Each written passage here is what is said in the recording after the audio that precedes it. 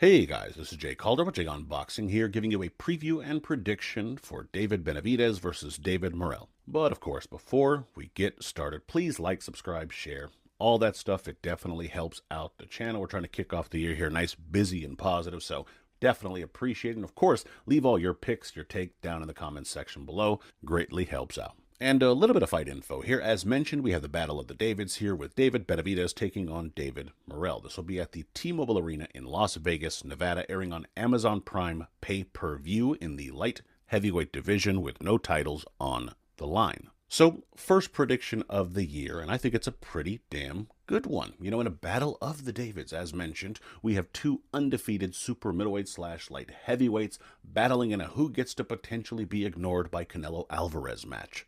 Very exciting.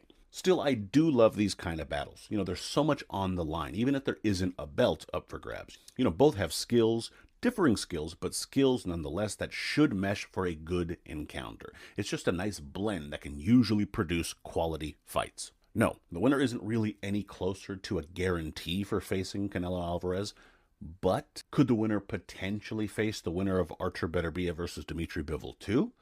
Definitely. Isn't that a mega fight? You betcha. So it's certainly something that has a lot of stakes on the line. So much to be talked about here. High quality fight to start off the year. But before we break it down, let's get into some of the biggest questions heading into this bad boy. For starters, what's in it for the winner? Well, lots. Next question. But to be fair, you know, the winner has a ton that they can go for after this fight. You know, neither man is 30 yet.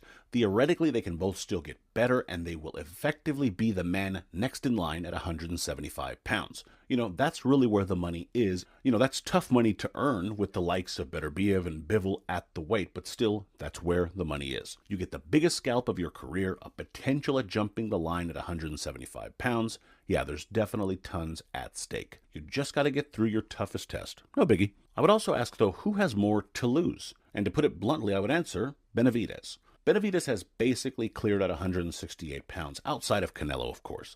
Morrell is the first sort of test at 175 pounds. If he fails there, where does he go? You expect him to beat the other two killers at the weight anytime soon if he can't beat Morrell? No. Morrell, contrarily, could still go back to 168 and make reasonable matchups with, say, a Caleb Plant type or a Christian Mbili, for example. In a fight or two after he recovers, he can rebuild at 27 years of age, not have to tread the same waters, which is what Benavidez would be doing. Benavidez needs to keep trending up, or he has a very uncertain immediate future at least, if he is to lose. And finally, can either get a Canelo fight out of this. Now, I don't want to make this David's showdown all about Canelo, a guy that is fundamentally not involved in this fight, really in any way. That said, let's not kid ourselves. Most fighters in or around 168 pounds would happily admit they want that Canelo fight. Still, it's tough to see this fight leading to a Canelo fight directly. If Morrell wins, I still don't think Canelo will find his profile big enough. Plus, he just beat Benavidez, did Morrell, in this hypothetical. It's not an easy fight, and there isn't a huge reward for the redhead. Benavidez is Benavidez. Nothing has changed. I don't think an impressive win suddenly makes Canelo instantly change his mind. He'd have to pick up at least some sort of gold at 175 pounds for Canelo to consider that sort of fight, in my opinion. So in short, nah.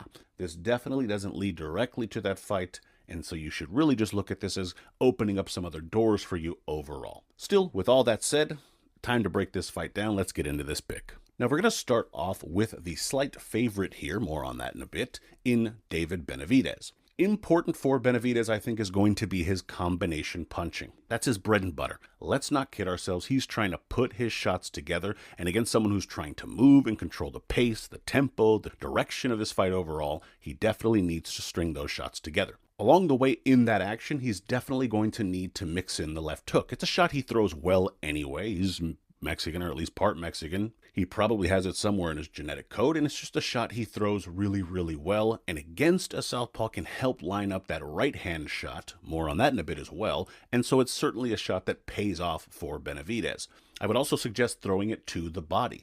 I think he needs to work the body here. Again, slow Morrell down, try to dictate some of the pace yourself so you can corner him, cut off that ring, and really get to work if you're Benavidez. You just don't want to get so busy or so come forward in your approach that you square up too often. Against a craftier fighter like Morrell, he's going to make you pay. He can definitely pop a bit, and he knows when and where to throw those shots. You give him a big, wide target, you're giving him simply too much to hit. A way of staying kind of a bit more lean in terms of how your stance is by throwing that right hand down the middle. Again, it's a lefty killer anyway. You're going to want to get it in. That left hand can kind of help find that shot for you. And if you're stepping on the outside of his foot and throwing it down the middle, you have a really good shot of landing it clean. And this all as a total package for your offense can help build into the pressure I think you need to win this fight. You don't need to come out from the first round guns ablaze and just kind of shoot your wad right away. Bad choice of words, but also just a bad approach to this fight. Instead, build with the fight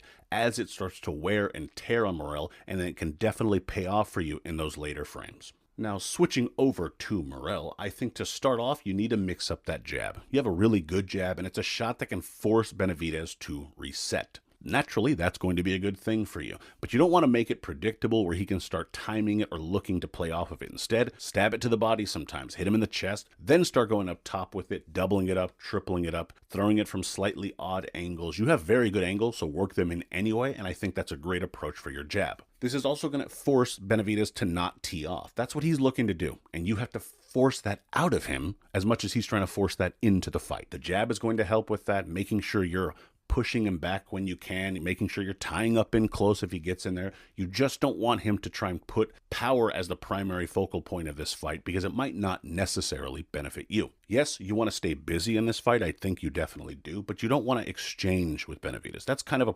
primary point for what I would consider your strategy. You want to get your shots off, but then you're circling out of the way. You want to get your angles worked, tied up if you need to in the beginning, tie up if you need to in the middle of the ring. Just don't, as mentioned, let him tee off. So for sure, stay busy, but just don't make it about exchanges. One of the other ways to do this, of course, is by winning the battle of the front foot. You want yours on the outside. It's pretty simple. Don't need to spend too much time on that. You want to make sure your shots are lining up and his are just off to the side where you can then land that big left hand from the back, sometimes as a lead, sometimes behind that blinder of a jab, and it can really leave an imprint on this fight. And I would also say it's important, I think, as a fighter who might be getting pressured by Benavidez, to apply your own pressure. You can't let him bully you. You try to box him for all 12 rounds, maybe you can.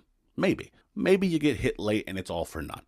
So you definitely need to apply your own pressure. You know, push him back. Apply that sort of Miguel Cotto pressure that he did in the second bout with Margarito, where he wasn't really the pressure fighter, but when he needed to, he would hold him strong, push him back, tire him out, land a few shots, and then reset. You just can't let the bully you, or you're gonna be bullied. Surprise, surprise.